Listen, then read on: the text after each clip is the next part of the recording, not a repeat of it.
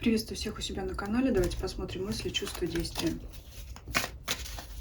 Мы по ходу будем раскрывать те вопросы, которые будет нам описывать расклад. Так, загадывайте вашего мужчину или женщину, но я буду на мужчину смотреть. А вы там уже смотрите по ситуации, на себя переворачивайте. Подумайте о вашем мужчине.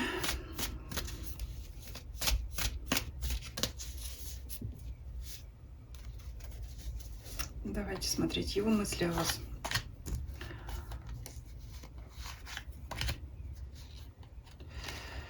Угу. Любит, прежде всего любит, да, чувства можно уже не смотреть, но мы все равно посмотрим. Две карты огня. Страстно любит.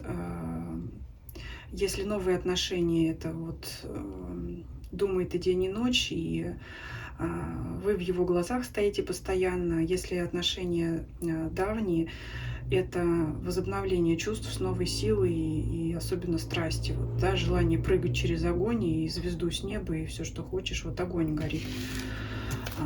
Любит и думает о том, что он вас любит. И еще он думает о том, что его чувства взаимные. То есть он знает, что вы его любите тоже. Давайте посмотрим, что он думает о вас еще. Но это, знаете, прям вот ему может страсти, чувства, глаза застилать, и в мыслях ничего нет, и о работе может человек не думать, и забывать там о чем-то. Рыба, глубокие чувства, тупик. Так, а что здесь за тупик?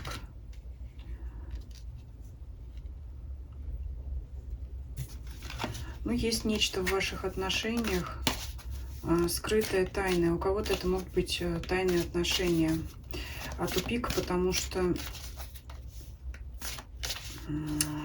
невозможно вывести их, да, скажем, в свет. Может быть, невозможно о них говорить. То, что нельзя, то еще более привлекательным становится. Может быть, потому и чувства разгораются.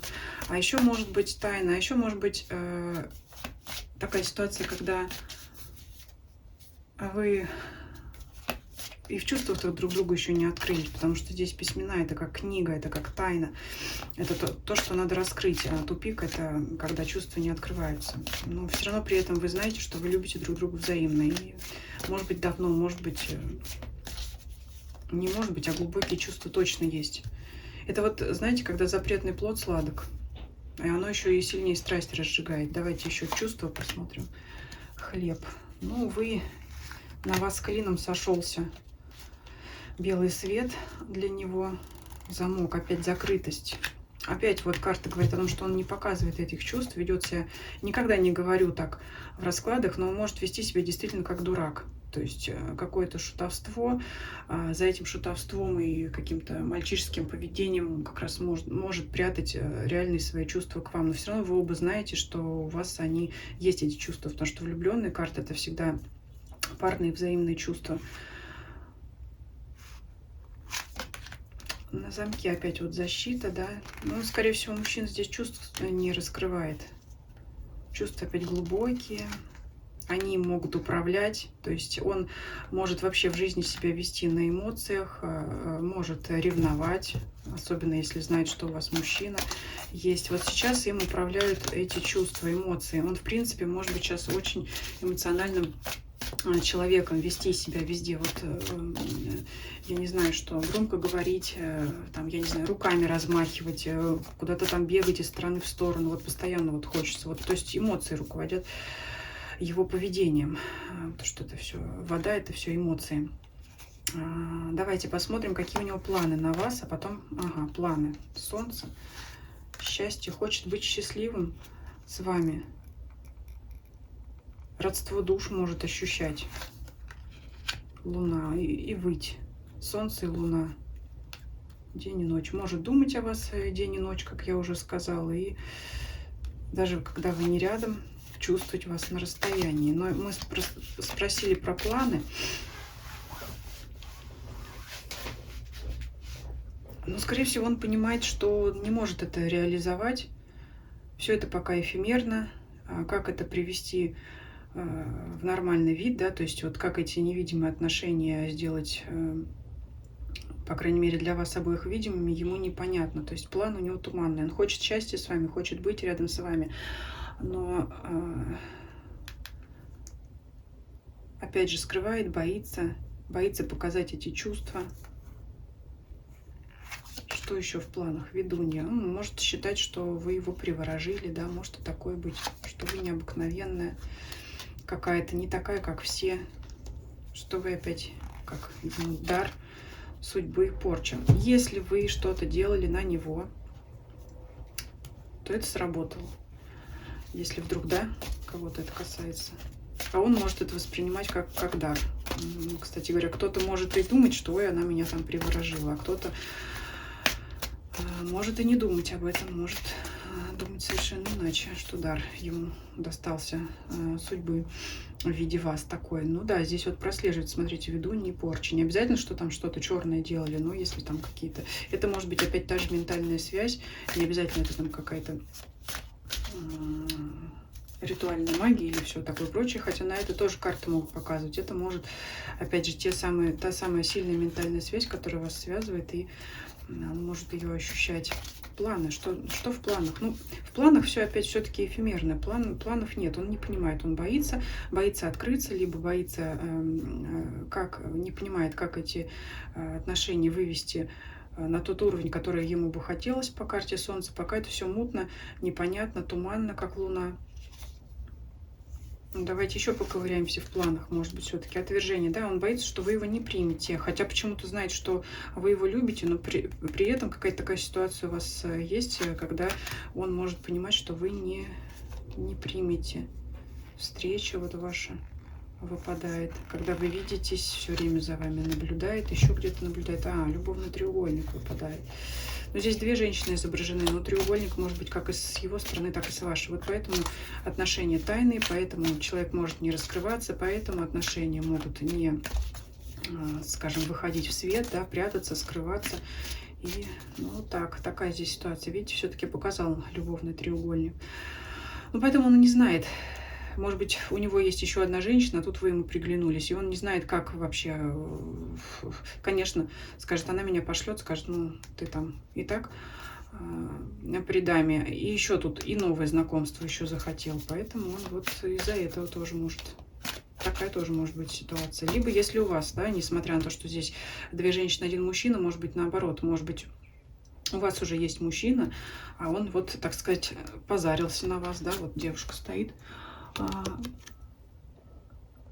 здесь, и мужчина там за ней идет, да, такой вот красавица воин. Приглянулась она ему, вот он тоже может не знать, как вам подступиться. Мне кажется, последние все истории примерно одни и те же. Очень много раскладов, когда мужчина не совершает никаких действий. Вот хоть ты руны выкладывай, хоть ты там что, но вот какая-то бездеятельность со стороны мужчин. Может быть, мужчины напишут, почему так, а может быть, следующий расклад сделаем про это, да, напишите, если вам это будет интересно. Но давайте все-таки мы сейчас смотрели планы, то есть он не знает, он в тупике, вот он тупик выпадал, он не знает, как ему себя вести, но при этом его изнутри просто разрывает. Много карт огня там было и глубокие чувства. Реальные действия какие? Воля. Так, что за воля? Воля сидеть и молчать, либо воля все-таки проявить себя. Воровство. Так, еще карта здесь склеилась какая-то. Что он хочет украсть?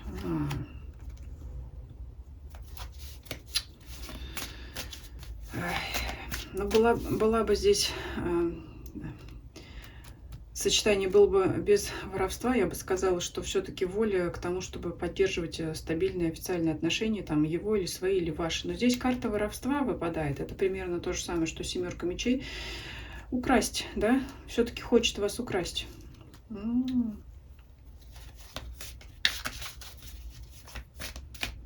Кто-то может все-таки попытаться предложить вам эти треугольные отношения, потому что карта украсть себе, взять себе чужое. Что такое воровство? Это взять себе чужое. Если вы при мужчине, то он все-таки попытается взять себе чужое, то есть вас.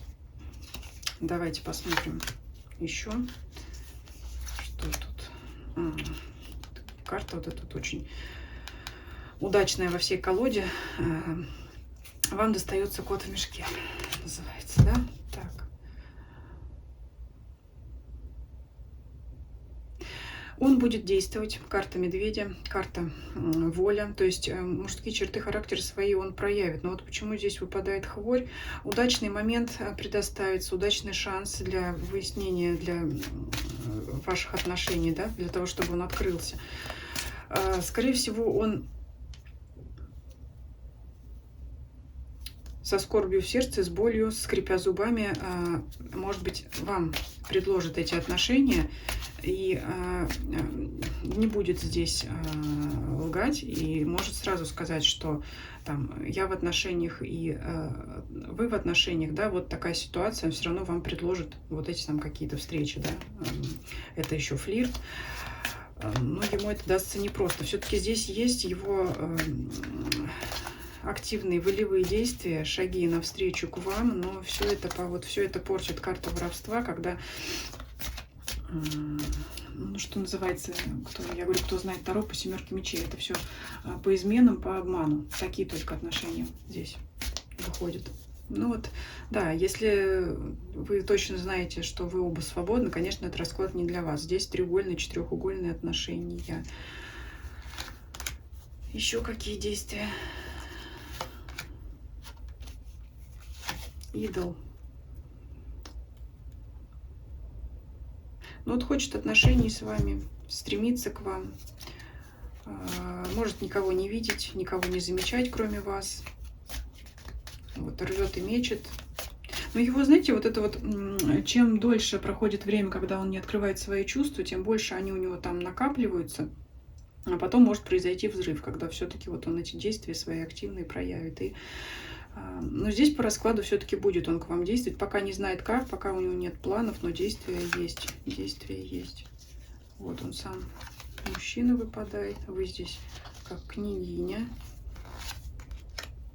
Крест. Вот он считает, что, опять повторюсь, что